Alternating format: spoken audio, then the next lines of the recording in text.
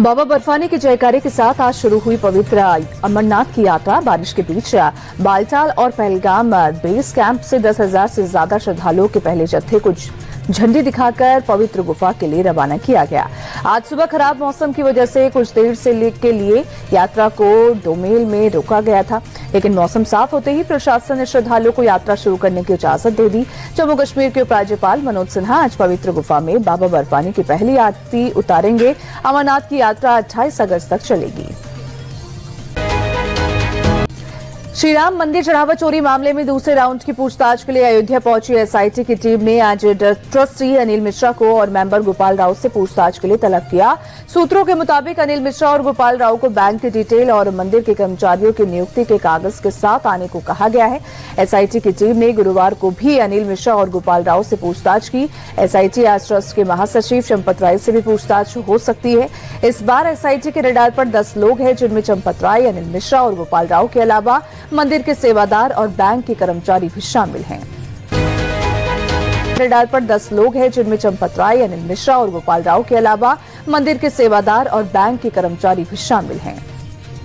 श्री राम मंदिर चढ़ावा चोरी मामले में पुलिस को आरोपी अविनाश शुक्ला की 24 घंटे की रिमांड मिल गई है। पुलिस ने अविनाश के 48 घंटे की रिमांड मांगी थी। अविनाश के पास से ही अब तक सबसे ज्यादा 20 लाख रुपए की नकदी बरामद हुई है। साथ ही अमेरिकी डॉलर और सोने चांदी के जेवर भी मिले हैं। अविनाश शुक्ला के खाते से 5 लाख रुपए ट्रस्ट के खाते में वापस भी कराए गए थे। प्रतापगढ़ में गुरुवार को महेशगंज पुलिस अविनाश शुक्ला के घर पहुंची। अयोध्या राम मंदिर चढ़ावा चोरी के मामले में वो जेल में बंद है। करीब 1 घंटे तक अविनाश शुक्ला के घर पर मौजूद रही पुलिस ने उसके माता पिता से गहन पूछताछ की। अविनाश शुक्ला के भाई द्वारा नोटों के बंडल के साथ वीडियो इंस्टाग्राम पर अपलोड करने को लेकर भी उसके माता पिता से पूछताछ की गई।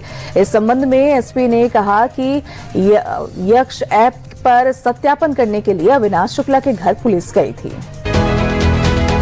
चंपत राय को लेकर बड़ा बयान दिया है। इंडिया टीवी के साथ बातचीत में उन्होंने कहा कि चढ़ावा चोरी मामले में अभी तक किसी ने भी सीधे तौर पर चंपत राय पर आरोप नहीं लगाया है। आलोक कुमार ने कहा कि मामले में एसआईटी जांच के बाद ही चंपत राय ने मंदिर ट्रस्ट के महासचिव पद से इस्तीफा दे दिया था।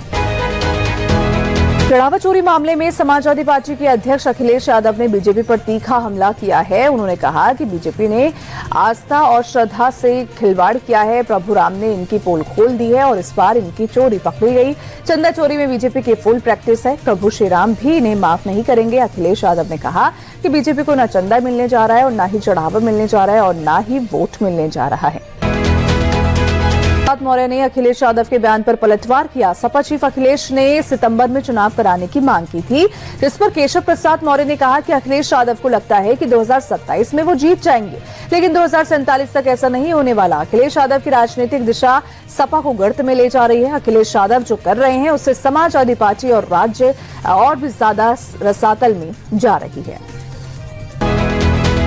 अमित शाह के आवास पर बीजेपी संगठन की एक अहम मीटिंग हुई और बैठक में बीजेपी अध्यक्ष नितिन नवीन और संगठन महामंत्री बीएल संतोष भी शामिल रहे।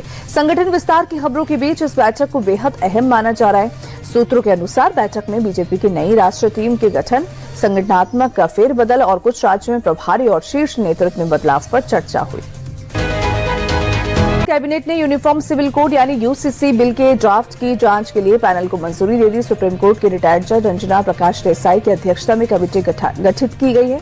मंत्री अग्निमित्रा पॉल ने इसकी जानकारी देते हुए बताया कि पैनल के पास ड्राफ्ट कानून की जांच करने और अपनी सिफारिशें सौंपने के लिए 4 हफ्ते का समय होगा। 4 हफ्ते बाद यानी अगस्त में बिल को विधानसभा में पेश किया जाएगा। मध्य प्रदेश और गुजरात की 3 विधानसभा सीटों पर उपचुनाव का शेड्यूल घोषित कर दिया है। इन 3 विधानसभा सीटों पर आगामी 30 जुलाई को मतदान होगा और 3 अगस्त को वोटों की गिनती के साथ परिणाम घोषित किया जाएगा। बिहार की बांकीपुर, मध्य प्रदेश की दतिया और गुजरात की मंजालपुर विधानसभा सीट पर उपचुनाव होना है और बिहार की बांकीपुर सीट बीजेपी अध्यक्ष नितिन नवीन के इस्तीफे के बाद खाली हुई है। बिहार में भ्रष्टाचार के खिलाफ मुख्यमंत्री सम्राट चौधरी ने कहा, संदेश देते हुए चिताया कि अचानक अमीर बने तो बेऊर जेल जाना फिक्स है। विधायक, मंत्री, जनप्रतिनिधि या किसी भी स्तर का कोई अधिकारी अगर आर्थिक अपराध में शामिल पाया गया तो उसके खिलाफ सख्त कार्रवाई होगी। ऐसे भ्रष्टाचारियों की संपत्ति जब्त कर ली जाएगी। सीएम सम्राट ने कहा कि कोई अचानक से अमीर नहीं हो सकता, कोई शॉर्टकट रास्ता नहीं है। शॉर्टकट वालों के लिए बेऊर जेल ही फिक्स है।